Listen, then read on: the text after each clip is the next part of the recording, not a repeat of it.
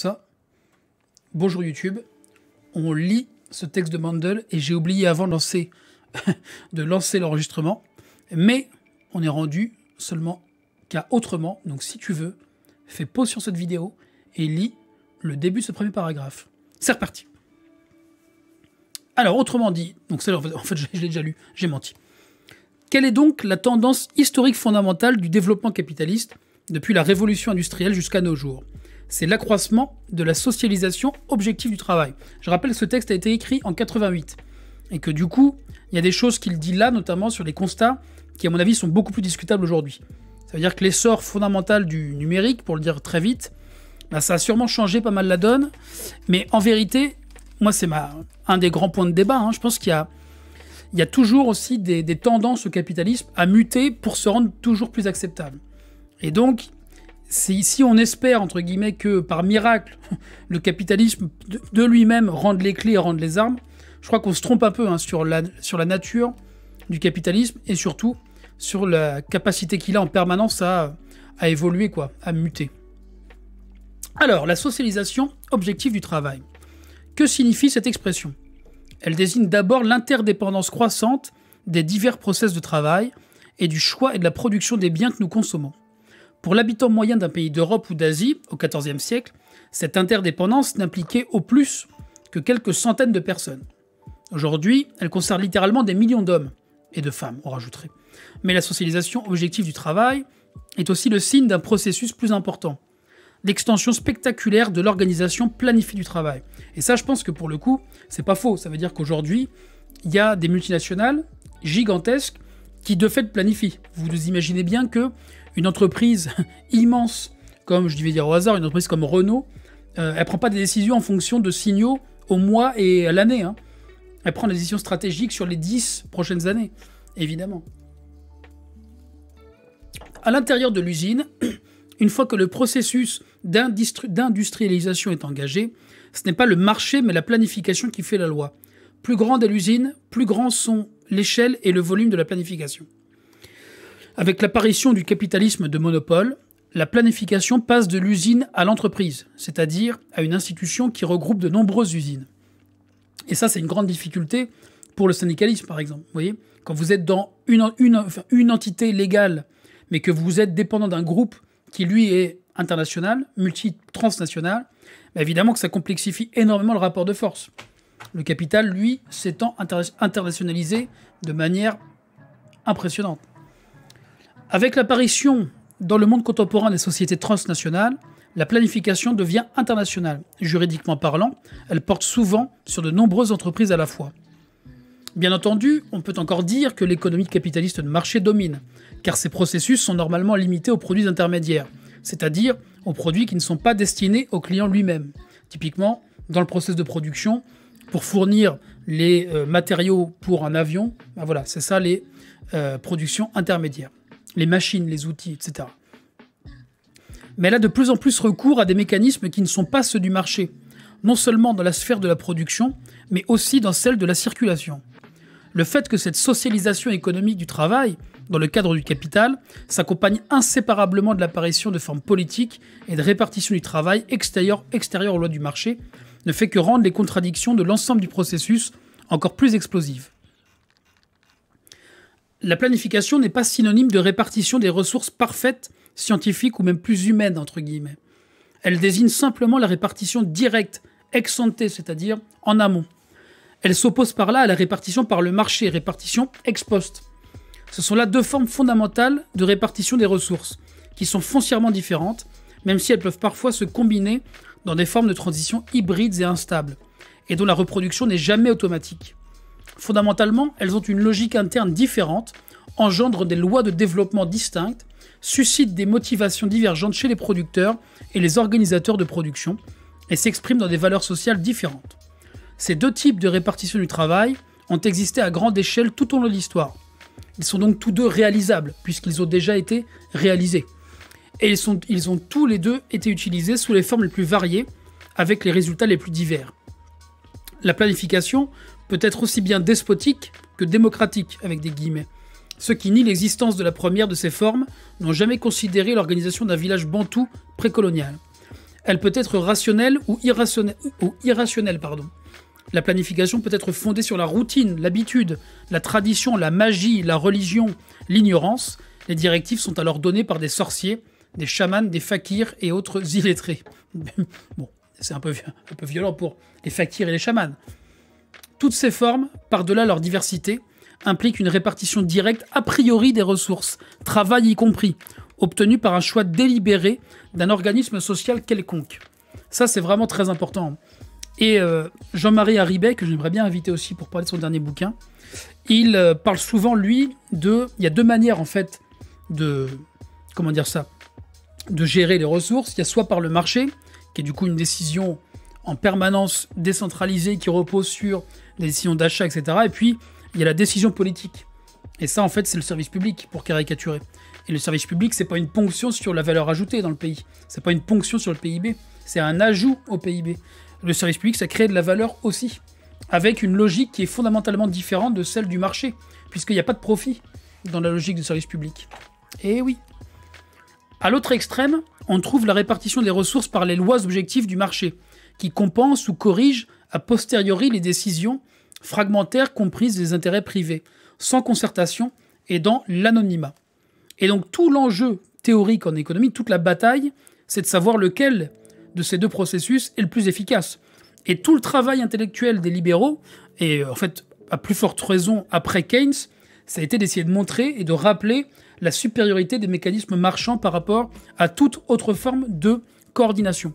Mais la grosse difficulté là-dessus, et ça, moi j'ai enseigné pendant quelque temps la théorie de l'entreprise, enfin l'économie de la firme, et en fait, une firme, au sens économique du terme, ça repose essentiellement sur une chose, qui est la subordination. Et donc le pouvoir un peu, vous voyez, l'autorité, quoi. Et ça, c'est un vrai problème, hein, parce que la forme d'organisation, même dans le cadre du capitalisme, hein, qui est la plus efficace, c'est une forme pyramidale autoritaire. Et alors ça, c'est vraiment une épine dans le pied de la théorie néoclassique, quoi. Libérale, pour caricaturer, c'est plus compliqué que ça, la théorie néoclassique. Mais ils ont dû composer avec le fait qu'effectivement, finalement, ce recours à la règle était plus efficace que le recours au mécanisme de prix, par exemple. Ça me redonne envie de faire court, tout ça. Il me l'avait proposé cette année de refaire ce cours, mais j'ai pas du tout le temps avec le boulot. Alors, tac, où est-ce que je suis rendu ? En principe, il pourrait y avoir des économies de marché à la concurrence libre parfaite, bien qu'en pratique, le cas ne se soit produit que fort rarement. Mais il peut également se combiner avec les formes les plus avancées de la démocratie parlementaire, comme c'est le cas de la deuxième moitié de notre siècle, même si ça ne concerne que 20 des 150 pays qui forment le monde capitaliste. Ces deux systèmes de répartition des ressources sont structurellement liés, et en fait presque identiques, à deux façons opposées d'adapter la production aux besoins. Toute société humaine est en dernière analyse orientée vers la consommation, car sans la consommation des producteurs, c'est-à-dire sans la reproduction de leur force de travail, il n'y aurait ni production, ni travail, ni même survie. Et il existe deux façons fondamentales d'adapter la production aux besoins. Ou bien on considère les besoins comme donnés au départ, c'est-à-dire évalués ex ante par l'organisme social dominant quel qu'il soit, et la production est organisée de façon à les satisfaire. C'est comme ça que fonctionnait, si vous comprenez bien, la santé pendant très longtemps. Et aujourd'hui, on est en train d'arracher la santé et la sécu à cette logique de réponse aux besoins pour la faire rentrer dans une logique de coordination marchande. En fait, c'est ce qu'on a fait avec tous les services publics. Les transports, dans une large mesure, mais bien sûr, surtout l'énergie. Et ça, c'est quand même un changement majeur, radical, qui n'est toujours pas terminé d'ailleurs. Mais vous comprenez que ça, c'est hyper important. Ça veut dire que on se pose d'abord comme question, quels sont les besoins ? Et ensuite, on organise collectivement, non seulement la consommation de ces besoins, mais l'organisation. Et la santé, c'est exactement ça. Vous ne choisissez pas comment vous consommez l'offre de soins. Et l'offre de soins elle-même, elle est organisée en dehors des logiques marchandes, du moins encore pour l'instant. C'est ça le génie absolu de notre modèle de sécurité sociale. Et aussi, pour rappel, c'est un des systèmes les plus efficaces du monde. Et pourtant, je peux vous assurer que les coups de butoir dans la sécu, ils sont quotidiens, quoi. Bon. Donc, soit on considère que les besoins sont donnés au départ. En fait, moi, je mettrais un bémol à ça, je dirais, il faut qu'on considère que les besoins, c'est toujours une construction politique. Ça se négocie en permanence. Que ce soit parce qu'on achète, etc. Vous croyez vraiment que, comme en bonne théorie standard, on regarde les biens et les services, qu'on a des courbes d'utilité qui sont toutes différentes, et qu'on a tous notre propre rapport aux choses, sans qu'on pense à ce que les autres à côté de nous consomment, c'est totalement délirant. Sans même qu'on pense aux stratégies marketing des firmes, etc. Ça n'a aucun sens. Donc dans tous les cas, même, intermédié par le rapport marchand, la consommation est toujours un acte social, et collectif dans un sens. Et qui dépend de choses très sociales et collectives, bref. Donc soit on considère que les besoins sont donnés au départ, moi je mettrais aussi, on peut considérer qu'on peut les définir collectivement, au moins pour les besoins essentiels, ou bien on considère qu'ils sont inconnus ou tout au moins incertains, et le marché est censé les révéler ex post à travers les dépenses de demande effective. Donc demande effective, c'est quelque chose qui nous vient de Keynes, et c'est en fait à la fin du cycle, on voit ce qui a été consommé, quoi. Je caricature, c'est beaucoup plus compliqué que ça, mais l'idée est celle-ci. Et ça, c'est vraiment un élément intéressant. Ça veut dire, ce que disent les libéraux en permanence, c'est « mais si jamais vous commencez à discuter des besoins, vous allez m'enlever ma liberté, qui est de consommer ce que je veux, pour le dire comme ça. » Et ça, c'est un vrai élément sur lequel il faudra un jour, si on prend au sérieux la question de la planification, discuter. Trop de décisions, point d'interrogation. Alors, considérons les principales objections qu'Aleknov adresse à ce qu'il pense être la conception marxiste classique de la planification socialiste. Se fondant sur une connaissance indéniable de l'économie socialiste, il soutient qu'il y a sans doute 12 millions de produits différents qui sont fabriqués concurremment en Union soviétique, et que seul le marché est capable... Ah, pardon, quelqu'un qui frappe chez moi, je reviens.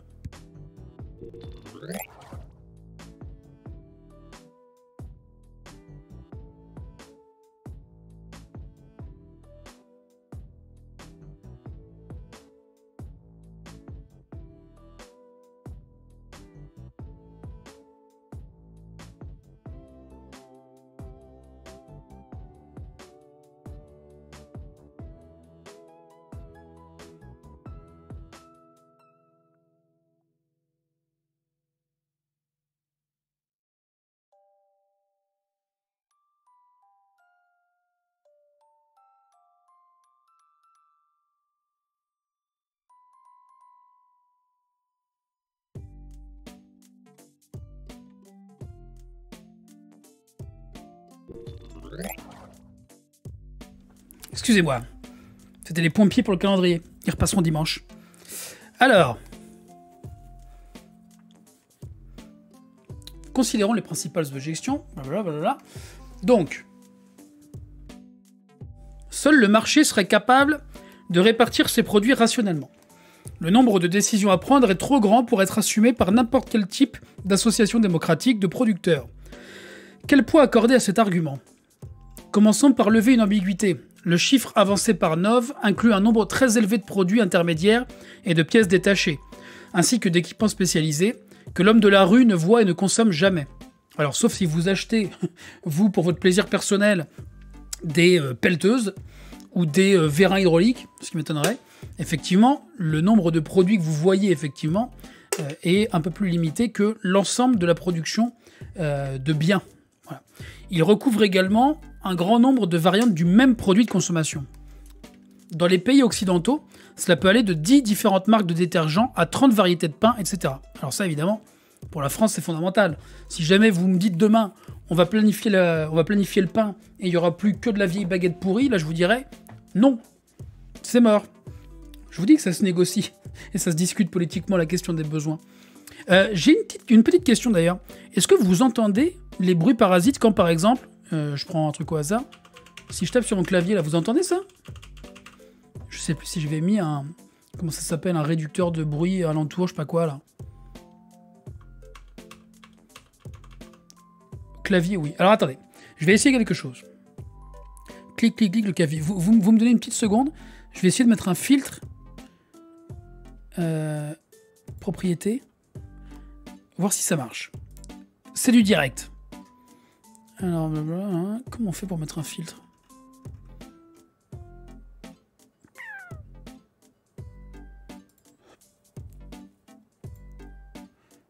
Filtre, Edit Filters.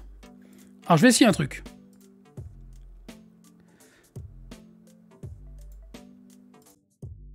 Alors, est-ce que là, vous entendez encore le clavier?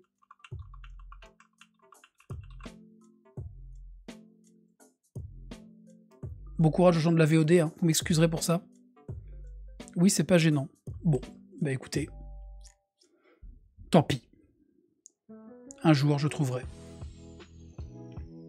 Alors, du coup, je suis paumé. Voilà.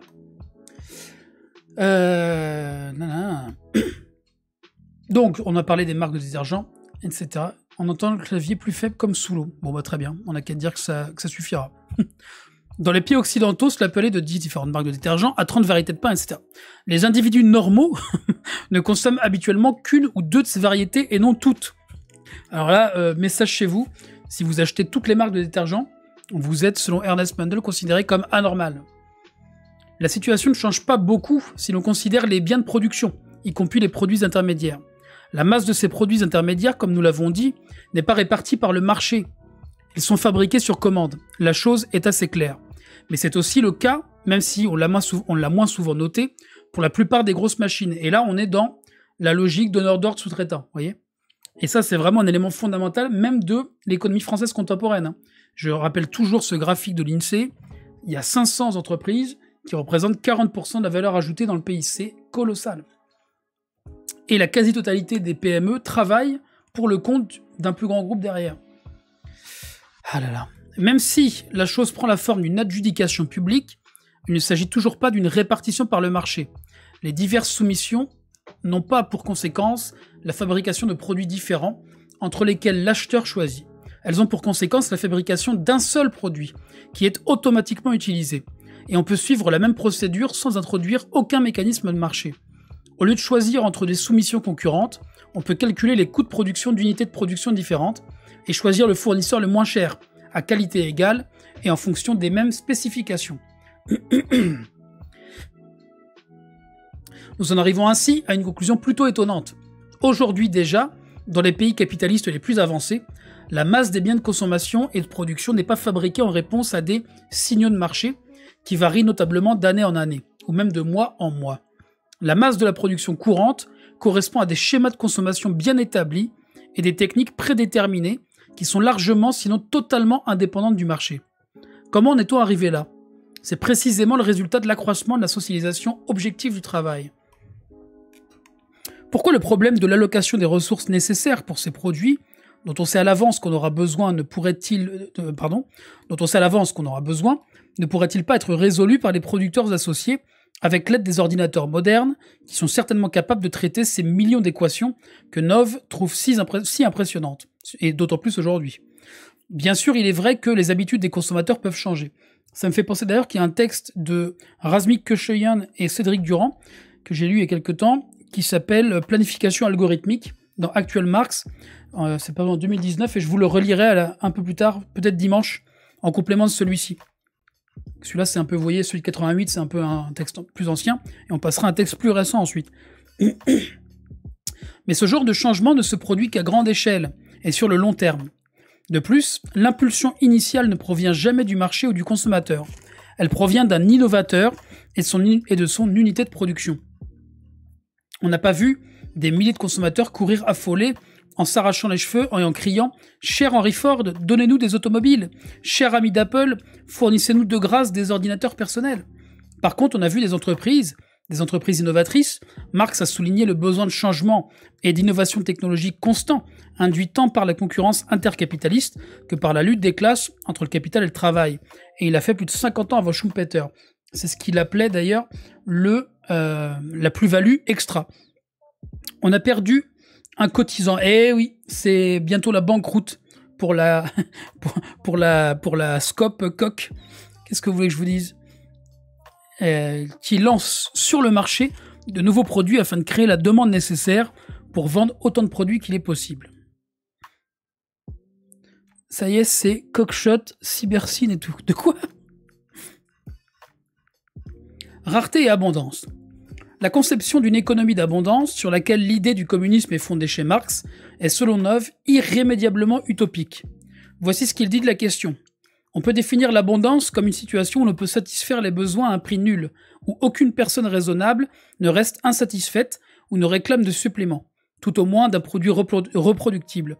Ce concept joue un rôle capital dans la vision du socialisme et du communisme chez Marx. L'abondance met fin au conflit à propos de la répartition des ressources, puisque par définition, il y a assez pour tous, et que donc il n'y a plus de choix mutuellement exclusifs. Il n'y a alors aucune raison que des individus ou des groupes soient en concurrence pour l'appropriation privée de ce qui est librement accessible à tous.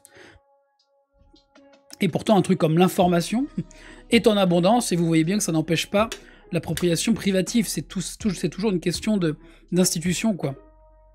Cockshot, c'est un auteur, et CyberSyn, c'était un projet chilien. Ah, ok, d'accord. Bah écoute, si t'as des rêves, ça m'intéresse. Je connais mal tout ça. On peut prendre pour exemple l'approvisionnement en eau dans les villes écossaises.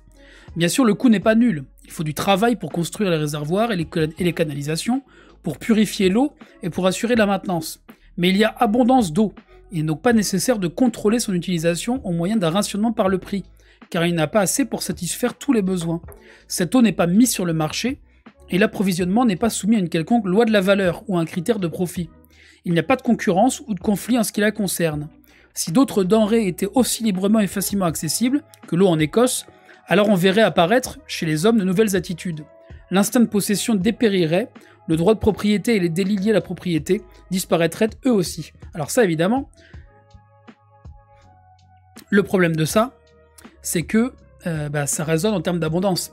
Et on est en 2021, on sait à peu près toutes et tous que, pour le coup, la Nov avait à peu près raison quand même. La question de l'abondance et de la limitation, notamment des ressources, c'est un des problèmes capitaux du moment, quoi. Et puis il ne reste plus beaucoup de temps d'ailleurs. Les illogismes de Nov. Ce passage capital contient toute une série d'illogismes. Nov commence par nous dire que l'abondance est synonyme d'absence de conflit portant sur la répartition des ressources. Mais il réduit sans le dire la répartition des ressources aux besoins des consommateurs. Car bien entendu, il n'y aurait pas abondance d'eau en Écosse si 50 usines hydroélectriques s'établissaient dans la région. En d'autres termes, Nov suppose sans le dire explicitement que l'abondance est déterminée par les besoins courants des consommateurs locaux, et seulement par eux, toute chose étant égale par ailleurs.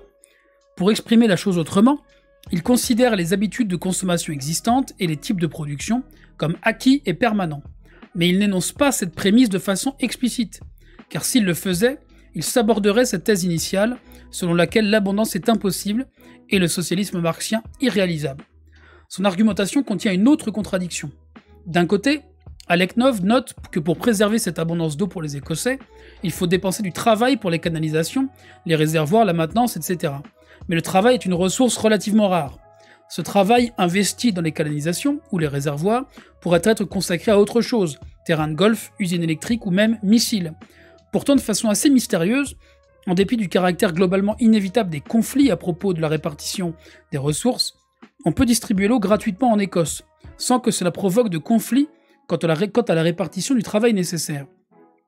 C'est pourquoi le lien que Nov, à la suite d'innombrables économistes, sociologues ou philosophes misanthropes, postule entre une rareté globale des ressources et des types spécifiques de comportement humain n'est pas vérifié empiriquement. C'est le moins qu'on puisse dire. Car son exemple montre bien qu'il est parfaitement possible que des hommes se comportent envers certaines denrées sans avidité, pourvu qu'un certain nombre de conditions soient réunies et dans un certain contexte. J'aime beaucoup cette phrase. Il est parfaitement possible que des hommes se comportent envers certaines denrées sans avidité, pourvu qu'un certain nombre de conditions soient réunies et dans un certain contexte. Ça, c'est vraiment rappeler l'importance cruciale des institutions. Et ça, c'est vraiment les éléments qui vont ensuite donner en 2009 le prix Nobel d'économie à Elinor Ostrom, une des seules femmes à l'avoir jamais reçu par ailleurs, Nobel avec des guillemets, mais peu importe, sur justement les communs. Et donc ça, c'est des éléments qui sont encore en discussion aujourd'hui, via Benjamin Correa par exemple chez les atterrés, des gens comme ça. Bon. Quelles sont ces conditions ? Pourquoi est-ce que le rationnement par le prix n'est pas nécessaire dans le cas de la consommation d'eau des Écossais ? De façon assez surprenante, Alec Nov ne mentionne pas la raison économique évidente, à propos de laquelle les économistes marxistes et libéraux s'entendraient sans difficulté, et qui nous permet aussi de comprendre pourquoi la situation serait totalement différente en cas de multiplication des usines hydroélectriques dans la région. C'est que l'élasticité marginale de la demande d'eau est devenue nulle ou négative pour le consommateur privé moyen. Il y a sans doute un peu de gaspillage dû au fait que l'eau est distribuée gratuitement, mais ce gaspillage est inférieur à ce qu'il en coûterait de fixer un prix à cette denrée. Installation de compteurs, embauche de personnel de contrôle, expédition de factures, etc. Il n'est simplement pas rentable de faire payer l'eau dans ces circonstances. la donnée empirique pertinente est une demande stable, prévisible et tendanciellement déclinante. Tout le reste en découle. Albert Jacquard parlait de l'économie d'abondance pour dire que la propriété intellectuelle, c'est de la daube en barre, et ça m'a beaucoup marqué. Je suis assez d'accord que la propriété intellectuelle, c'est, de manière générale, un peu de la daube en barre. J'avais eu l'occasion aussi. Jacques, c'est les pulls ou le collier de barbe? C'est le collier de barbe, c'est totalement le collier de barbe. Mais s'il est possible de concevoir une eau abondante dans une situation globalement caractérisée par la rareté des ressources, pourquoi dans des circonstances semblables, cela ne serait-il pas le cas pour d'autres biens ou services? Peut-on vraiment penser que l'eau en Écosse est le seul bien pour lequel l'élasticité de la demande est devenue nulle ou négative? Voilà où la vision du socialisme et du communisme chez Marx montre tous ses avantages. Car avec l'augmentation de la richesse sociale, la croissance des forces productives et l'émergence d'institutions post-capitalistes, le nombre de biens et de services caractérisés par une telle non-élasticité de la demande, et donc pouvant être distribués gratuitement, augmentera progressivement. Lorsque 60 ou 75% de tous les biens de consommation et de tous les services seront répartis ainsi, cette augmentation cumulée aura spectaculairement changé la condition humaine globale. La hiérarchie des besoins. Pourquoi la demande d'eau est tendanciellement déclinante? Je crois pas qu'elle soit tendanciellement déclinante.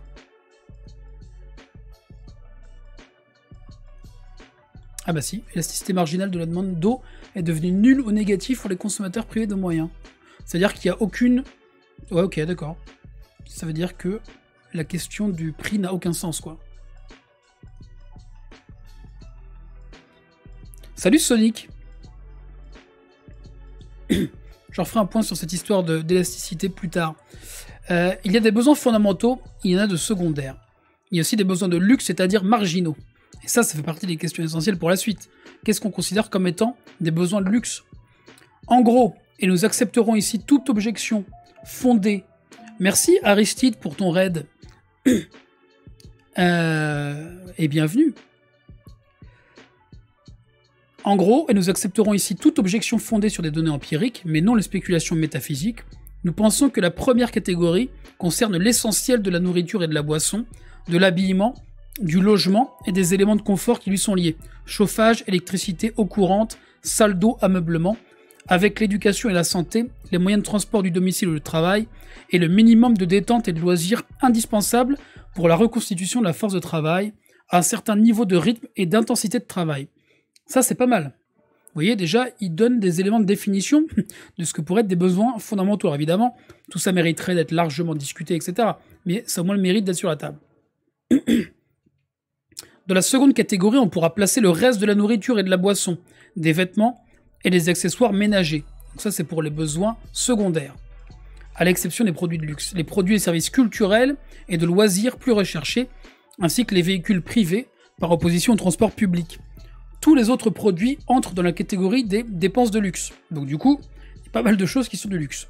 Bien sûr, il est difficile de tracer des frontières précises entre ces trois catégories. La première est la plus facile à définir. Et moi, c'est pour ça que je fais partie de ceux qui pensent qu'il faut qu'on parte de là.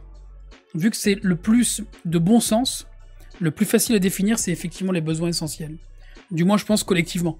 C'est-à-dire que c'est ça qui serait sans doute le moins conflictuel. Merci pour ton follow, Charlotte Phi. Le passage graduel de certains besoins et des produits et services qui les satisfont, de la seconde catégorie à la première, est fonction de la croissance économique et du progrès social, et en particulier des résultats obtenus par la lutte de classe menée par le prolétariat. Les congés payés pour tous sont une conquête récente de la classe ouvrière, qui remonte à la grande vague d'occupation d'usines de 36-37, et à ses retombées dans le reste du monde industrialisé. On remercie la CGT au passage, mes chers amis. La distinction entre la seconde et la troisième catégorie est plus une question de préférence socioculturelle qu'un phénomène de masse observable. La hiérarchie des besoins humains a manifestement un fondement à la fois physiologique et socio-historique. Elle n'est ni arbitraire ni subjective.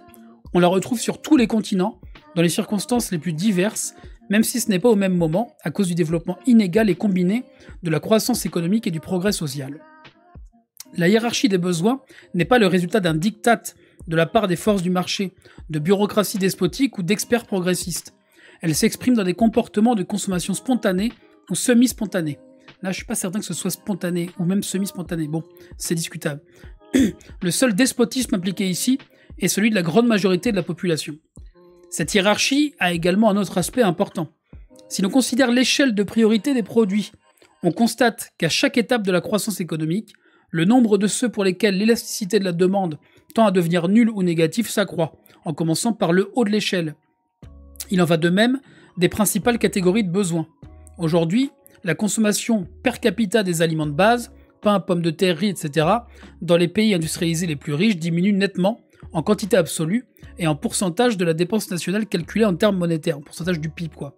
Les statistiques montrent aussi que, malgré la différenciation croissante des goûts et des produits, on trouve de nombreuses variétés de pain et de biscuits, et plus généralement un éventail plus large d'aliments et de vêtements, la consommation globale d'aliments, vêtements et chaussures, calculée en termes de calories de mètre carré de tissu et de paires de chaussures, n'augmente plus et a même commencé à décliner.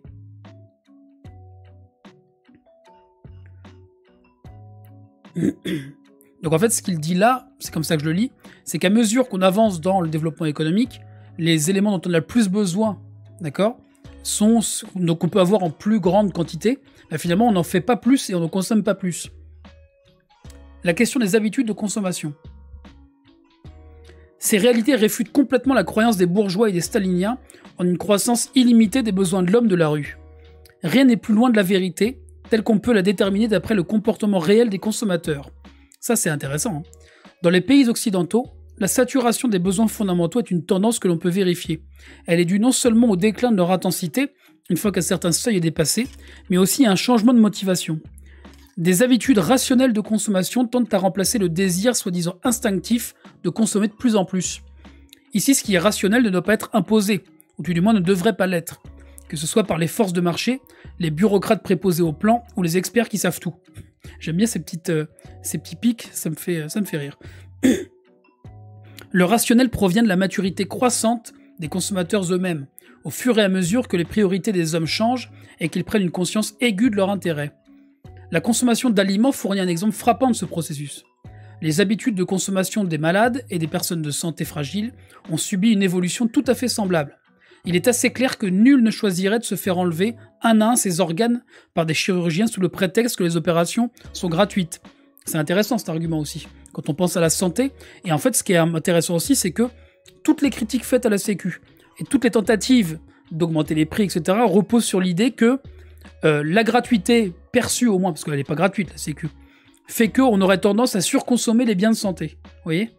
Et que du coup, puisqu'on serait assuré de tout, eh ben, ça nous conduirait à aller trop souvent chez les médecins, à prendre des arrêts maladie de complaisance, etc., etc. C'est vachement intéressant, vous voyez les fondements philosophiques qu'il y a derrière aussi. Hein. Et après, on met ça en forme, sous forme de programme d'équations complexes quand on fait de l'économie de haut vol, mais dans le fond, on ne fait jamais que retraduire en mathématiques des choses qui sont relativement simples. Bonjour Léo Charles, comment vas-tu mon ami ? Mais l'augmentation brutale de la consommation des médicaments après la guerre, de même que celle des prothèses dentaires et des lunettes en Grande-Bretagne, après la création du NHS, n'était pas due seulement, ou même principalement, à une soumission aveugle aux pressions publicitaires irresponsables de l'industrie pharmaceutique. Elle exprimait plutôt l'existence d'un arriéré de besoins fondamentaux insatisfaits. Une fois ce retard comblé, on atteint un niveau de saturation. On va pas aller chez le dentiste tous les jours. Et une campagne d'information dénonçant les effets pervers de la surconsommation de médicaments aura, si elle est complète et bien menée, toute chance de réussir. Donc là, il y a quelque chose qui se rapproche du nudge aussi, hein, finalement. Vous savez, il y a aussi eu un prix Nobel là-dessus. C'est des éléments économiques qui permettent de porter les agents économiques vers certaines décisions, mais de manière non autoritaire, en les incitant, quoi. C'est une théorie des incitations. Tu m'as demandé des rêves sur la planification par ordi à 5 minutes, je peux mettre les liens dans le chat. Oui, vas-y, hein. Il n'y a pas de problème. Pour l'instant, tant qu'on n'est pas trop nombreux, ça repose sur la confiance. Le jour où il y aura des zigotos qui feront n'importe quoi dans le chat, il faudra passer à des mesures coercitives. Ce n'est pas le cas pour l'instant. La consommation de médicaments atteindra un palier, puis tendra à décliner, ce qui est déjà le cas pour les catégories les plus aisées. Ces réflexions m'amènent à deux conclusions. D'abord, comme la rareté sera de plus en plus réduite aux produits les moins essentiels, il sera tout à fait possible de réduire le rôle de l'argent dans l'économie, car les produits gratuits deviendront plus nombreux que les payants, car l'hypothèse que les consommateurs ne peuvent déterminer leurs besoins qu'indirectement par la répartition de leurs revenus monétaires sur divers produits et services est absurde. Pourquoi des individus devraient-ils faire le détour de la forme monnaie pour déterminer ce dont ils ont besoin? La situation réelle est toute différente. Ils désirent une certaine quantité de nourriture, de vêtements et de loisirs, et souhaitent choisir les variétés qu'ils préfèrent. Ils se disent alors « Merci, Amecrypt, pour ton raid avec 43 personnes. Bienvenue à toutes et à tous sur le seul stream d'économie politique du Twitch Game. C'est chez moi, Mathieu Coq, Mathieu_Coq. J'ai pas du tout réussi à dire le nom de mon stream. C'est un échec. Bienvenue quand même. Ici, on parle d'économie. Pratiquement tout le temps. Et aujourd'hui, on parle de planification. Et juste avant, on parlait de socialisme avec un grand S. Bienvenue à toutes et à tous. La situation réelle est toute différente. Ils désirent une certaine quantité de nourriture, de vêtements et de loisirs et souhaitent choisir les variétés qu'ils préfèrent. Salut Calivision. Ils se disent alors « Je dispose de temps pour satisfaire ces besoins, ce qui veut dire que je ne peux pas les satisfaire tous et que donc je dois opérer des choix. » Il n'est pas vrai de dire que d'abord ils possèdent de l'argent et qu'ils se promènent en disant « Grâce aux billets que j'ai dans la poche et aux vitrines que je contemple, je me rends compte que j'ai faim. » Ça c'est vachement intéressant quand même. Hein.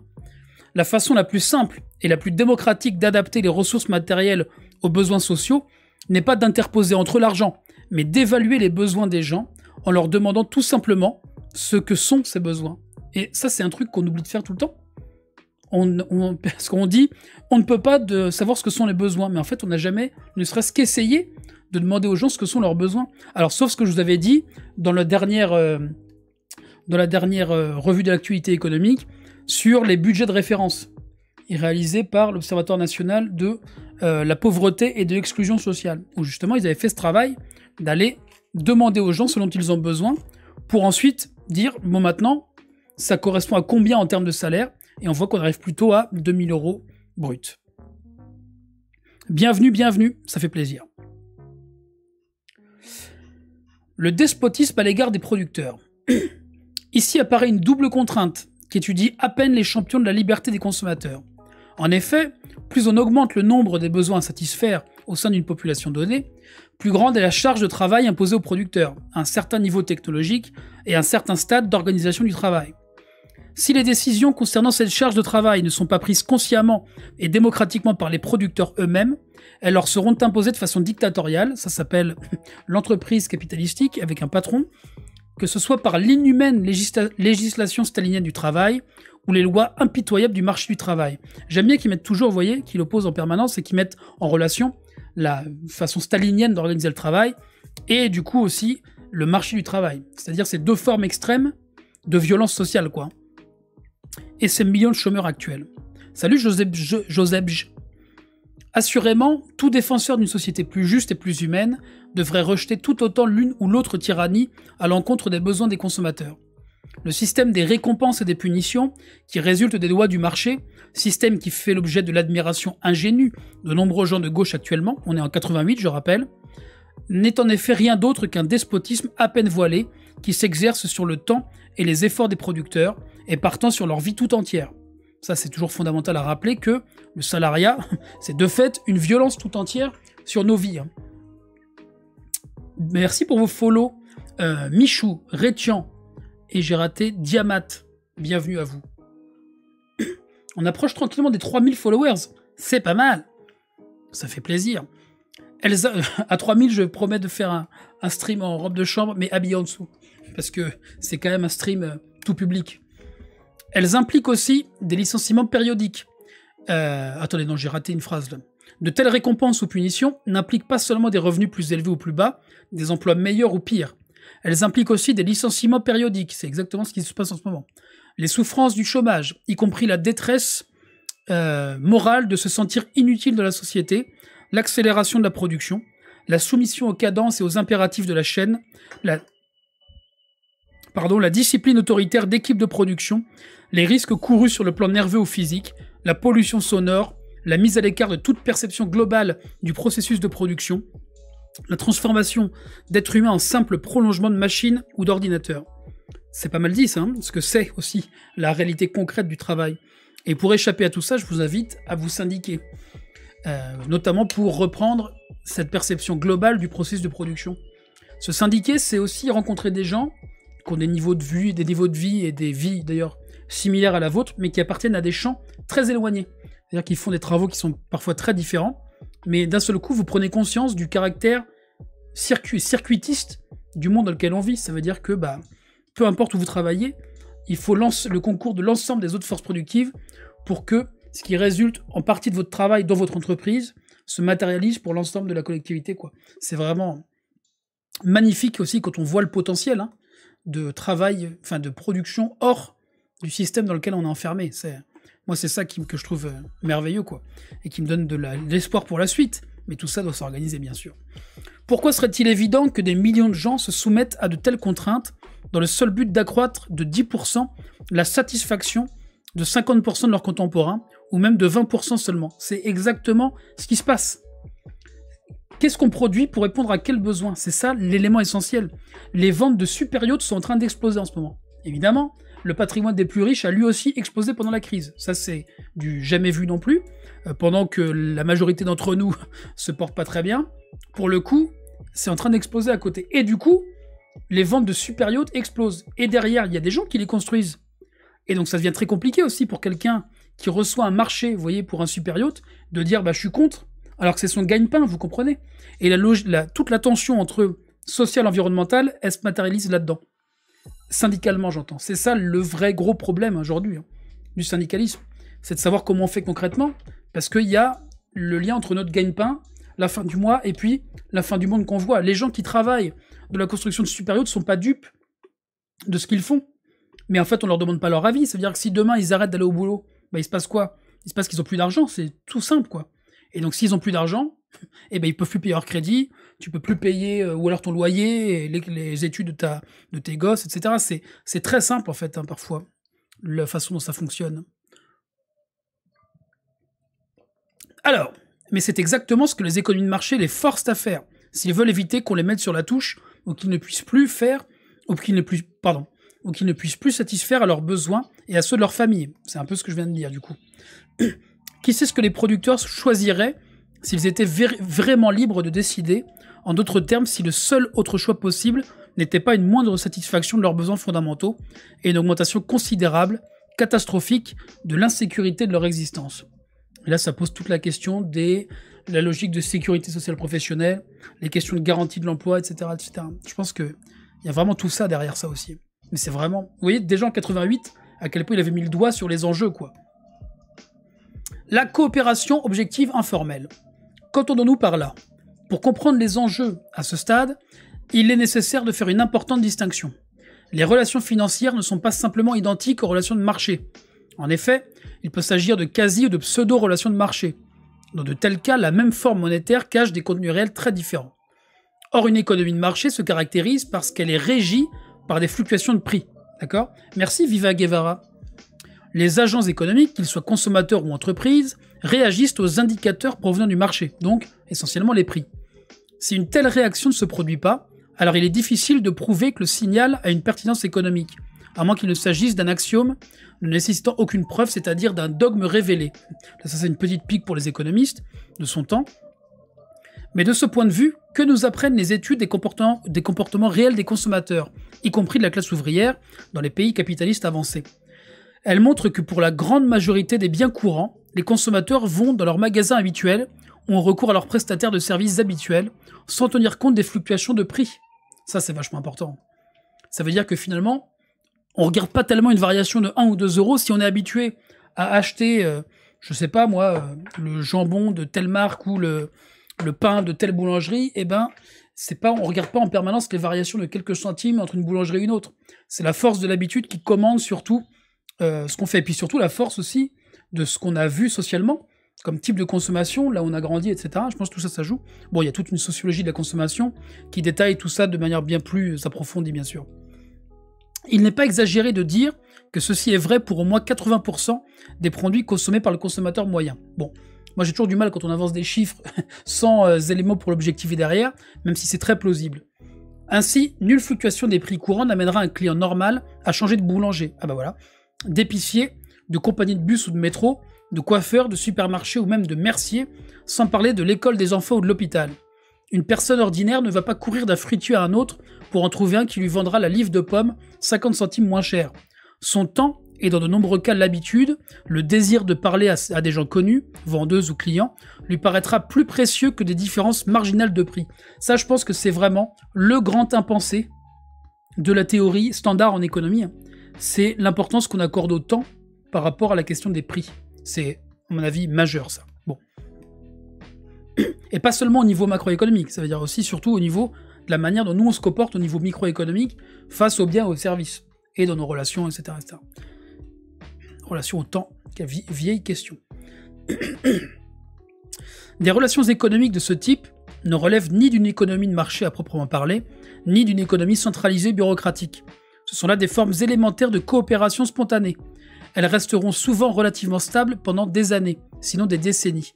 Elles peuvent bien sûr se trouver modifiées par l'individu ou le foyer, et cela se produit souvent, mais sans qu'une quelconque force extérieure ne dicte ces changements, et sans que ceux-ci entraînent des transformations économiques importantes.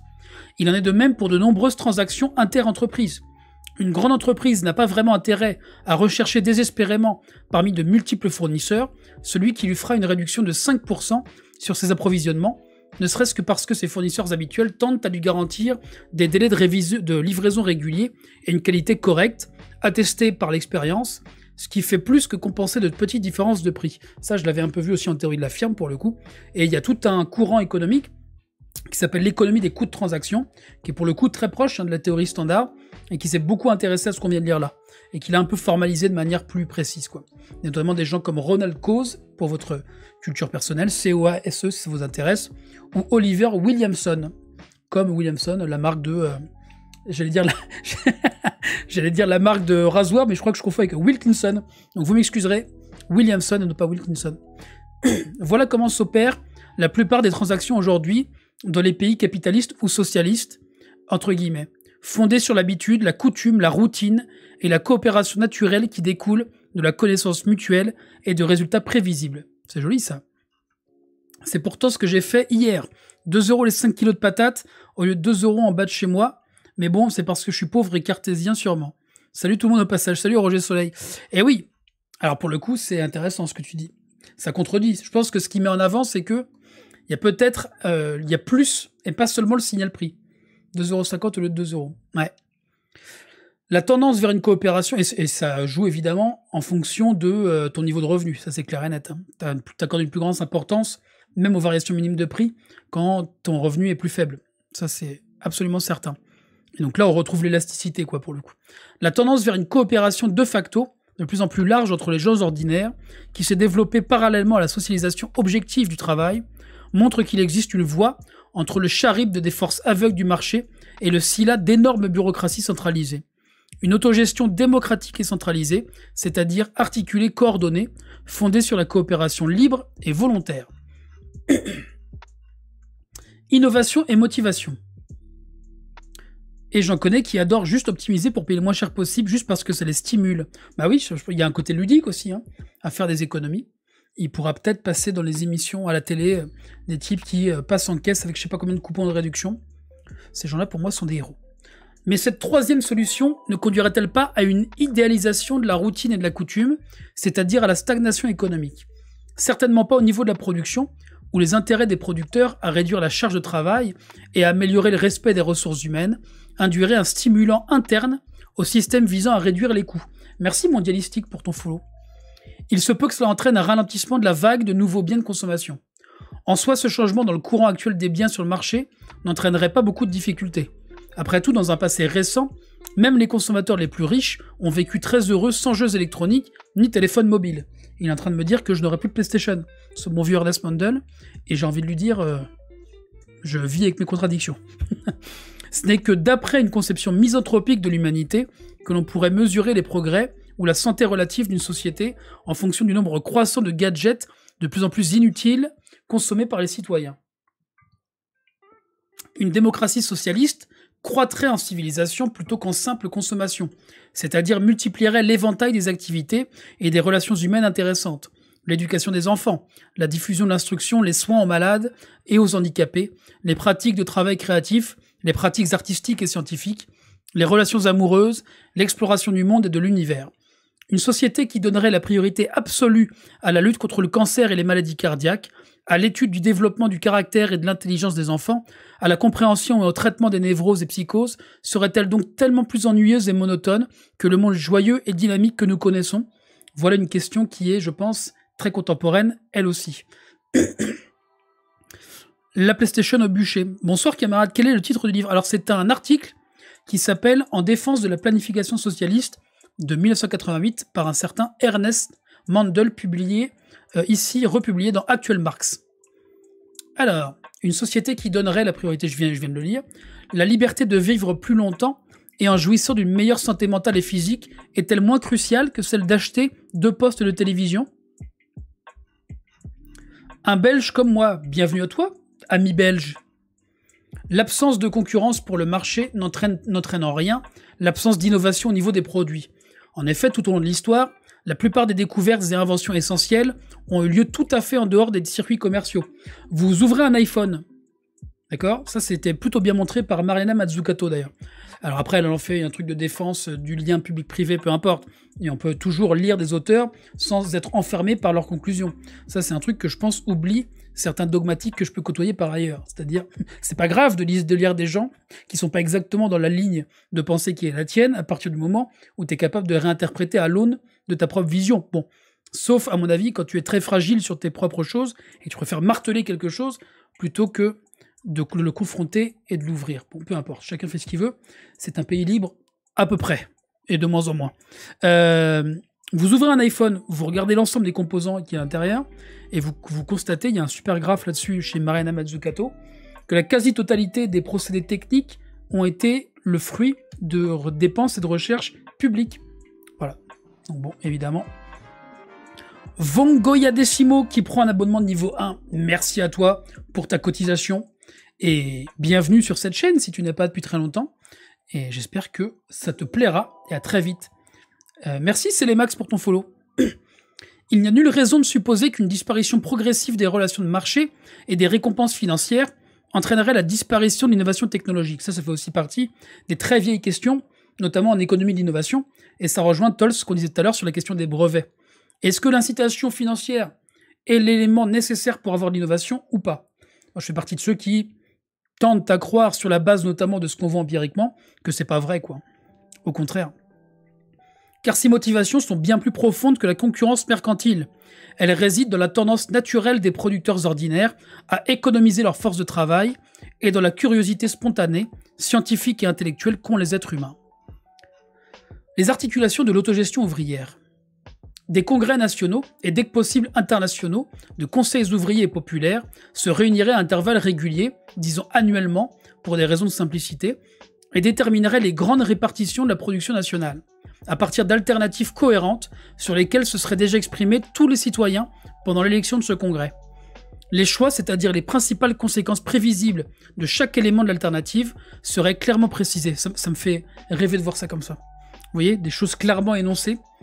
Bon, malheureusement, aujourd'hui, il y a des scénarios qui sont aussi clairement énoncés, notamment sur les questions énergétiques / environnementales. Pour le coup, on voit bien que la question qui est fondamentale derrière, c'est celle du pouvoir.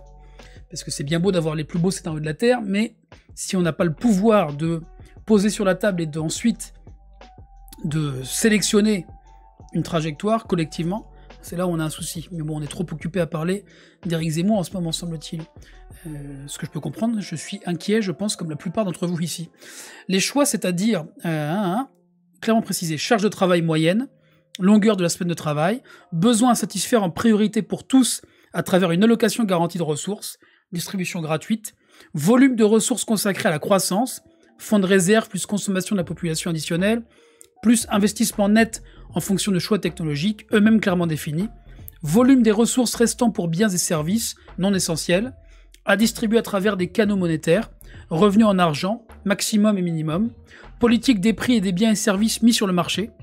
Le cadre global du plan économique serait ainsi établi sur la base de choix conscients exprimés par une majorité de ceux qui le concernent directement. Ça, moi, je vais pas vous mentir, c'est depuis que j'ai commencé à étudier l'économie, un de mes rêves, un véritable plan démocratique, je ne pense qu'à ça, je pense. Du matin jusqu'au soir, pratiquement. Aux difficultés que ça impliquerait, aux difficultés concrètes matérialisées, aux enjeux de pouvoir et relations qu'il y a à l'intérieur. en lisant ce qu'a déjà été le plan dans ce pays, à l'époque notamment après la Seconde Guerre mondiale, etc. Bon, on lira des papiers là-dessus, du numéro d'Actuel Marx sur la planification. À partir de ces choix, on établirait un plan d'ensemble cohérent en indiquant les ressources disponibles pour chaque secteur de production, industrie, transport, agriculture et distribution, et la vie sociale, éducation, santé, communication, défense, et si cela s'impose encore, etc., etc. Ce congrès national ou international se limiterait à ces instructions générales sans aller dans le détail précis pour chaque branche d'activité, unité de production ou région. Puis les assemblées autogérées, par exemple des congrès de conseils ouvriers, dans les industries sidérurgiques, alimentaires, celles de l'énergie, de la chaussure ou des équipements électroniques, répartiraient la charge de travail découlant du plan général entre les unités de production existantes et où prévoiraient la création d'unités de production supplémentaires pour la période suivante, si la mise en œuvre d'objectifs de rendement le rendait nécessaire, étant donné la charge de travail. On calculerait la moyenne technologique, en tendant graduellement vers la valeur technique optimale sur la base des connaissances du moment, c'est-à-dire la productivité moyenne du travail, ou les coûts de production moyens des biens à produire, mais sans supprimer la moindre unité de production, tant que la production totale ailleurs ne couvrira pas l'ensemble des besoins, et tant qu'on n'aura pas garanti aux producteurs de nouveaux emplois à des conditions qu'ils considéreraient comme satisfaisantes. Vous voyez, il avait déjà réfléchi à un truc qui moi m'obsède aussi en permanence, l'articulation entre le travail effectif concret dans des entreprises avec un plan plus général, quoi.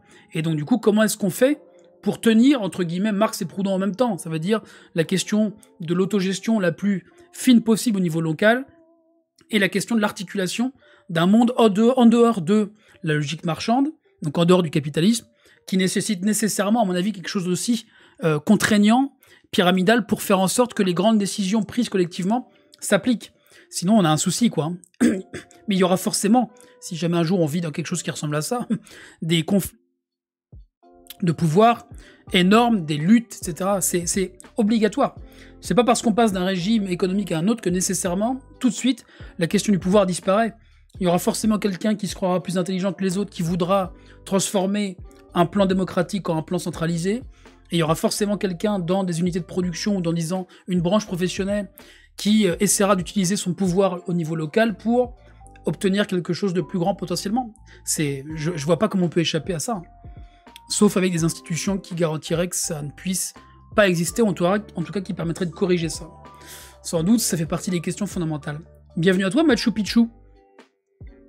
Dans les unités de production d'équipements, les coefficients techniques découlant des étapes précédentes déterminera en grande partie l'éventail des produits. Dans les centres de fabrication de biens de consommation, l'éventail des produits résulterait de consultations antérieures entre les conseils des travailleurs et les congrès de consommateurs, démocratiquement élus par la masse des citoyens. On leur soumettrait différents modèles. Vous voyez, là, il réfléchit à ce que ce serait d'avoir une production socialiste qui ne soit pas, vous voyez, un ensemble de produits exactement équivalents. Comment est-ce qu'on fait pour avoir des modèles différents en régime socialiste? Ben, regardez ce qu'il dit là. Par exemple, des chaussures. Les consommateurs pourraient les tester, donc des prototypes par exemple, les critiquer éventuellement, les remplacer par d'autres, ou en demander d'autres. Salles d'exposition et brochures publicitaires constitueraient les moyens principaux de ces tests. Donc en fait, la pub disparaîtrait pas dans un certain sens, dans ce modèle-là. Les secondes pourraient servir de support à un référendum. Un consommateur ayant droit à 6 paires de chaussures par an marquerait d'une croix 6 échantillons dans un ensemble de 100 ou 200 modèles. L'éventail définitif des modèles serait ensuite fonction du résultat d'un tel référendum, et on prévoirait des mécanismes correctifs après le lancement de la production afin de tenir compte des critiques ultérieures des consommateurs. Ça, c'est hyper intéressant, non? Le texte, c'est En défense de la planification socialiste de Ernest Mandel. Je pense que faire un plan d'action socialement juste, pas égal que ces différences, serait facile à créer, mais bien plus dur à mettre en œuvre, qu'il se heurterait aux égos des gens, ainsi qu'à la recherche de prise du pouvoir sur les autres de certains. Mais c'est ça, je pense que tu n'échappes pas à la question du pouvoir. Mais par contre, les institutions, c'est ce qui permet de limiter les velléités de certains et de certaines d'avoir plus de pouvoir. Et ça, moi je me méfie toujours, j'en côtoie certaines et certains, des gens qui disent « je veux le pouvoir pour les travailleurs », veulent le pouvoir pour elles et eux. Et ces gens-là, il faut s'en méfier, évidemment, même s'ils défendent un projet de transformation sociale. Bon, si c'est pour être un Staline de la petite semaine, je vois pas tellement l'intérêt. Alors, ça, je trouve ça hyper intéressant, ce truc de dire, faire un espèce de référendum permanent de la production, vous voyez. Ça veut dire qu'en fait, on définirait pas avec quelques experts les besoins, on les soumettrait à décision démocratique. c'est hyper intelligent sur tout un ensemble de produits. Et je pense même qu'on pourrait créer des mécanismes techniques, surtout avec les capacités aujourd'hui qu'on a, notamment liées au numérique, d'avoir par exemple, vous voyez, un espèce de système dégressif. Ça veut dire que si vous voulez un échantillon que personne ne veut, eh ben, il n'y a pas de problème, vous pouvez quand même l'avoir, mais ça devient, enfin, le prix sera un peu plus élevé, par exemple, vous voyez, ce qui est logique, puisque pour le produire, vu que ce sera moins demandé, ça coûtera un peu plus cher, vu qu'il y aura moins d'économies d'échelle, vous voyez, des choses comme ça. Je trouve qu'il y a vraiment des choses à penser, hein. En fait, la question économique, c'est d'abord et surtout des questions de mécanismes de coordination. Alors, comparé aux mécanismes du marché, le grand avantage d'un tel système serait l'influence bien plus grande des consommateurs sur l'éventail des modèles et la suppression de la surproduction. En effet, l'adéquation entre les préférences des consommateurs et la production effective se ferait avant la production et non après les ventes. Un surcroît de production constitue un stock de régulation, dont on déterminerait le niveau optimal empiriquement, c'est-à-dire statistiquement, sur une durée de quelques années. En fait, il n'y aurait pas le besoin permanent de produire plus, vous voyez. La seule question, ce serait comment est-ce qu'on répond le plus efficacement aux besoins. Donc c'est pas un truc de babacool, hein. Le socialisme, c'est pas un truc où on se pose en disant, bon, on produit, non, il faudra produire efficacement, avec des technologies de pointe, et avec l'objectif de répondre le plus possible, comment dire ça, aux besoins. Alors attendez, je vais mettre le lien, je sens qu'il y a des... Hop. Alors est-ce que ça a marché ça? Non, celui-là oui. Tac. Voilà pour toi. Et je reviens au texte. Alors les conseils d'ouvriers de les usines seraient libres de traduire ces décisions en termes de production comme ils le voudraient, en organisant la production et l'emploi de la main-d'œuvre afin de réaliser le maximum d'économies sur les temps de travail. S'ils parvenaient à atteindre l'objectif de production en travaillant 20 heures au lieu de 30 par semaine, les biens produits ayant été soumis à des tests de qualité, ils bénéficieraient d'une réduction de leur charge de travail sans réduction de la consommation sociale. Et là, c'est là où on aurait des difficultés aussi. Parce que la pénibilité du travail d'une branche à une autre n'est pas forcément du tout la même, c'est même certain. Et donc ça nécessite des ajustements, quoi, obligatoires. Mais tout ça, ça se discute. De plus, des organismes autogérés sur le plan national pourraient prendre en charge l'administration des services publics. Construction, éducation, santé, télécommunications, transport ou distribution.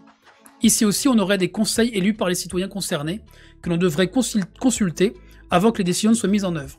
Des organismes locaux et régionaux déploieraient les ressources ainsi allouées, encore une fois avec un maximum d'indépendance et d'initiative, pour en faire le meilleur usage dans le sens de la meilleure satisfaction possible des utilisations et de la réduction des efforts des producteurs. Un tel système concrétiserait le concept marxisme d'un dépérissement progressif de l'État. Il permettrait de remplacer d'un coup au moins la moitié des ministères actuels par des organismes autogérés. Il entraînerait également une réduction radicale du nombre de fonctionnaires, y compris dans le domaine de la planification. Simultanément, cela signifierait que littéralement, des millions de gens seraient non seulement consultés, mais participeraient activement à la prise de décision et à l'administration directe de l'économie et de la société. La division sociale du travail entre administrés et administrateurs, entre les dirigeants et les dirigés, commencerait à disparaître. Et voilà, pour ça. Ça vous a plu, j'espère. C'est vraiment intéressant, hein, je trouve, ces discussions, et puis il faut qu'on se remette à parler. Alors ensuite, vous voyez, il n'a pas parlé de l'échelle à laquelle ça devait se mettre en place. Et je pense qu'implicitement, il a l'échelle du niveau national pour commencer. Ce qui n'empêche pas derrière que ce soit un marchepied pour une logique internationaliste, à mon avis. On part quand même du principe que les gens vont vouloir participer. En vrai, j'y crois aussi, mais si ce n'est pas le cas, ça nécessite de mobiliser la population pour la vie de la cité. Ça demande une certaine rééducation finalement. Personne n'est habitué à ça. Et c'est une barrière assez haute. C'est évidemment une grosse question. Alors évidemment, tout ça, c'est pas il suffit d'eux, hein, on se comprend. Hein. C'est des idées qui permettent... Enfin, moi, je le vois toujours comme ça. Il n'y a jamais de modèle total dont il suffirait de le prendre et de l'appliquer. Pour moi, il y a un ensemble d'idées, de ressources intellectuelles, et du coup d'arguments économiques, d'éléments de pensée, qui ouvrent des perspectives. Et ça nous permet ensuite de discuter fermement et démocratiquement de ce que ce serait un plan de rupture. Ça ouvre les possibles. Moi, je le vois juste comme ça, quoi. Je suis arrivé au milieu, mais c'était très cool, bah tant mieux. Merci d'ailleurs, Bifidus Actif de Gironde, et Svartman. Je coupe le live, on dit au revoir à... Enfin, je coupe d'abord l'enregistrement pour dire au revoir à YouTube. Salut YouTube.